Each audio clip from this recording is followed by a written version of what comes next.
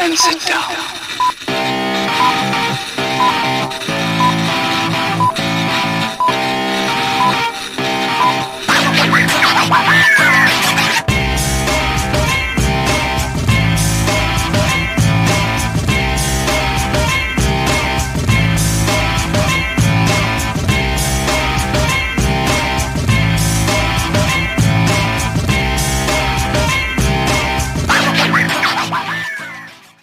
Hello again, welcome everybody.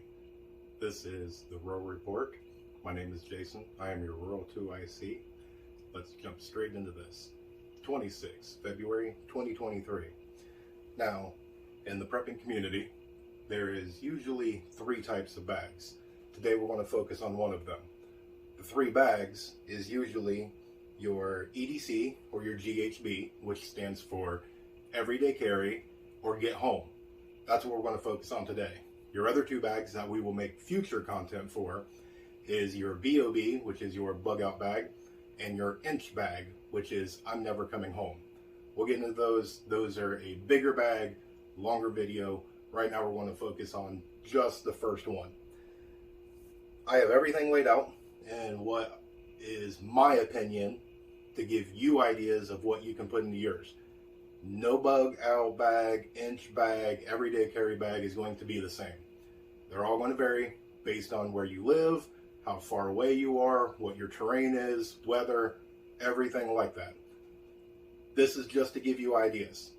So I'm going to show you what's potentially maybe in mine. First, you're going to want a bag. I chose something like this. This is a bag that can withstand water, and it is lightweight already. It is easily folding up, so I can do a great number of things with this. Plus, this does not make me stick out. There's a lot of uses for this. In prepping, we like redundancy, so this has multiple uses besides just being a bag. So I will pack this as we go to show you it all fits. I will tell you the weight of everything after we get everything in here. The very first thing that I like to do is a knife, and usually you can put this in your pocket. You can keep a spare just for redundancy. I like to keep a little bit bigger one. This one does have a fire starter. One will work. I just like to carry a little bit bigger one as well, because usually this goes out in my pocket. This has a variety of rolls.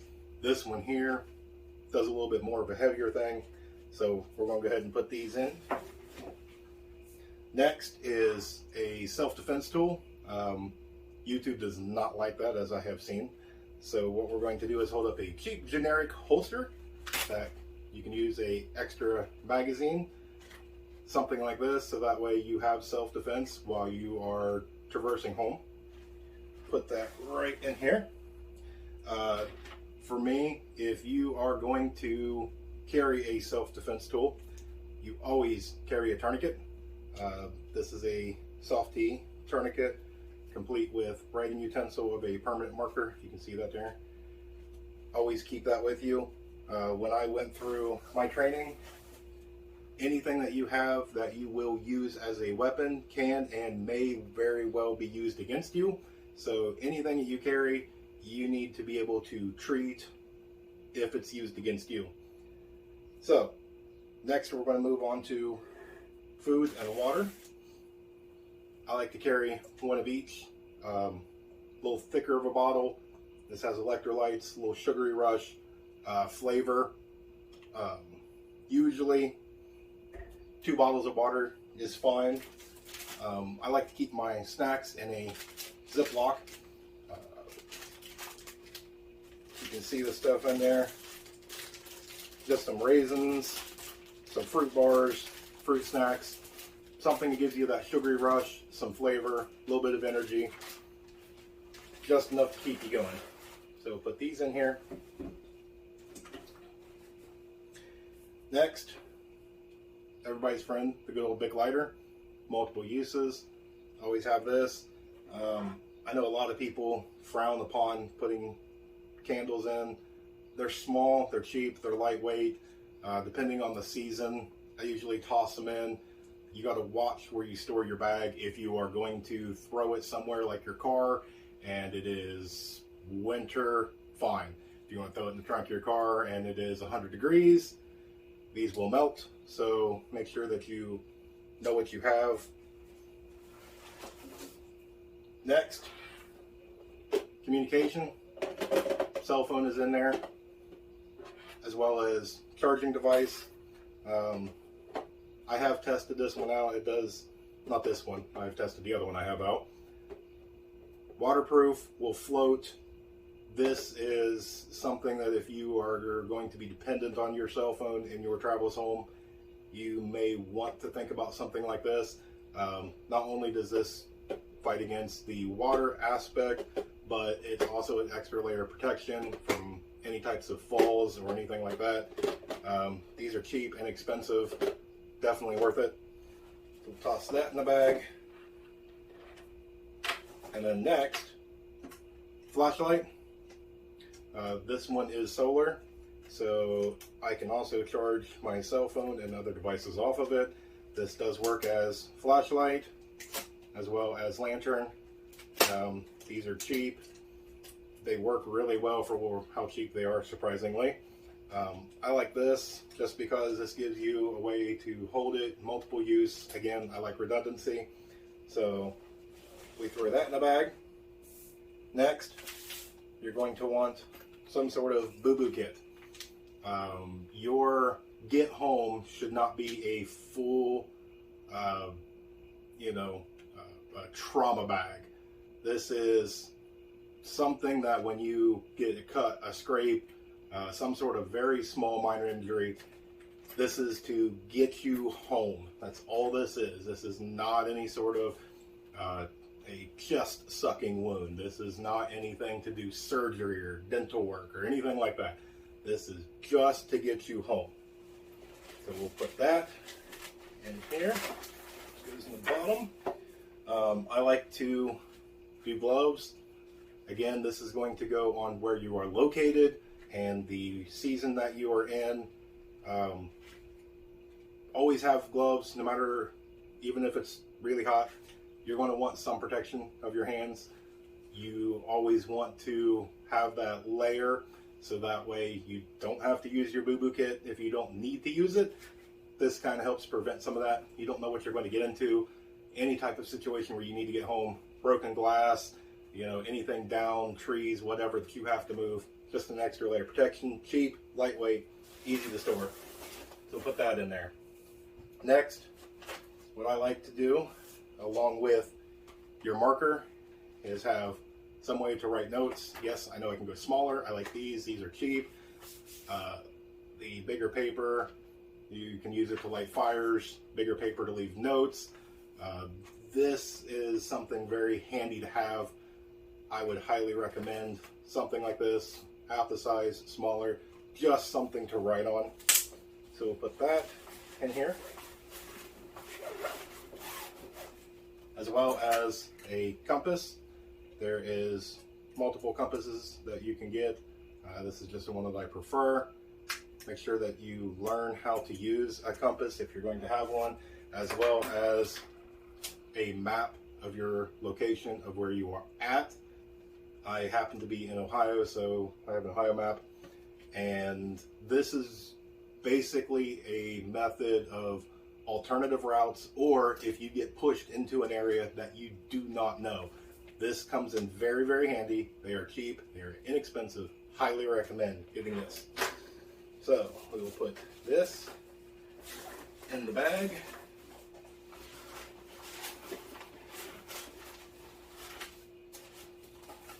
And then we will move on to baby wipes, some sort of cleaning wipe. You have no idea the use of these. This is anything from hygiene to going to the restroom to all sorts of things with medical to help clean a wound. Make sure you get fragrance free. Always want to have baby wipes. Next is cordage, zip ties. These come in very handy. You don't necessarily have to have these. I keep them in mine just because I'm in more of a rural terrain, and these will come in very handy for me. Again, when it's something lightweight and very small, I tend to go ahead and throw it in there in a sense of caution. So we will put these in the bag as well. Next is a poncho. I have went and got a drop cloth. This is a thick 2 mil for a drop cloth. This will be used anything from a tarp to a poncho to rain collection to anything along those lines. You can use this for medical purposes as a band-aid to keep things dry. You can use this to cover your pack. Multiple uses. So you'll put that in there. Excuse me. And I swear this all fits. It's just the way that you pack it. So keep it up like this. Next is your paracord bracelet. Take this apart, you get paracord. I know I have my zip ties, I have my cordage, but this, pull this out, throw this on your wrist. This comes in extremely handy. Why not? Next is duct tape. I went with the smaller roll. Probably won't need the whole lot if I do need it, but it's nice to have. And then lastly is cash. I'm not going to show you cash on YouTube, so play money. Always nice to have some cash in there. And then easily sealed up. Throw it on the back and off you go. It is lightweight. When I weighed this, this actually came in at about 7.4 pounds, just a little bit more than a gallon of water. So it's going to do its purposes for its weight. Now, your everyday carry needs to be a get home bag. You need to know where you're going to be and how long it's going to take to get home. This is fine if you have a car, a bike, a means of faster transportation. This is worst case scenario. That's why we prep is worst case. So this is for walking. So you need to also think about the things that I don't have in here. If you have to dress for your job, you have dress shoes, high heels, anything along those lines, you need to throw in a comfortable pair of shoes, socks, things like that. If you take medication, make sure that you have a minimum of 24 hours of medication with you at all times.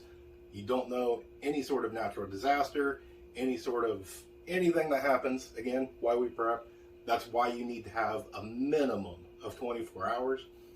This bag, what I like to do to new people, is a 12-hour bag, maximum 24, depending on where you are. You need to have everything that you have in here to cover your trip to get you from point A to point B, which is home.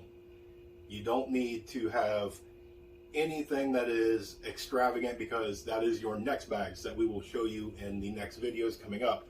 Your bug out bag is normally a 72-hour or a 3-day bag, and your inch bag is the grab everything that you possibly can carry that has value. You're not coming home. You're never coming back. This is just getting home from work. Now, if you Google it, the average person can walk a mile in somewhere of about, I wrote this down, 15 to 20 minutes. So let's go on a worst case scenario and say it takes 20 minutes.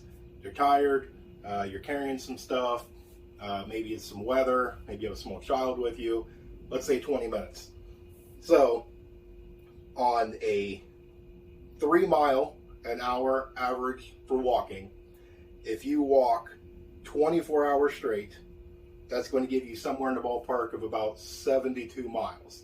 Granted, that's not eating, sleeping, going to the bathroom, taking rest, so you have to dial that back. You have to know where you are. Most of the time, this is to get home from the store, this is to get home from work. You have to get online, or take your drive and do the math, put in the address, put in walking instead of driving, and see the route that it wants you to take. then you can start going off there on different routes I would take. Stay off main drags, stay near a water source, anything along those lines. But this will help you calculate your time to make sure that you have what you need to get home in that amount of time. You have to remember that normally, under a circumstance that you are going to use this bag, you're going to have chaos. And so the point of this is to get you supplied. You don't need anything for anybody else unless you have a small child that you are taking care of. There's exceptions to rules, but this should be your bag built around you, and you need to know what's in it. I hate the rules that I have seen on different prepper shows. You build the bag, you put it up. If you open it, you're going to misplace something. That could not be further from the truth, in my opinion. You need to use this every day. Water goes stale, food goes stale, something gets broke, you don't know about it. When the time comes to use this, you need to know, I was just in this last week, everything's fresh, everything's working. Your life's going to depend on this bag. It's why you're building it. It's why you're putting money, time. This is a value to you. Make sure that you build the bag to what you need to do. I'd like to hear any comments. If you have a bag that you have built and it is something different, I'd love to hear what's in your bag. If I have forgot something, please feel free to share, so that way I can help and learn off of the community as well. And with that, remember, remain united. We're all prepping in this together.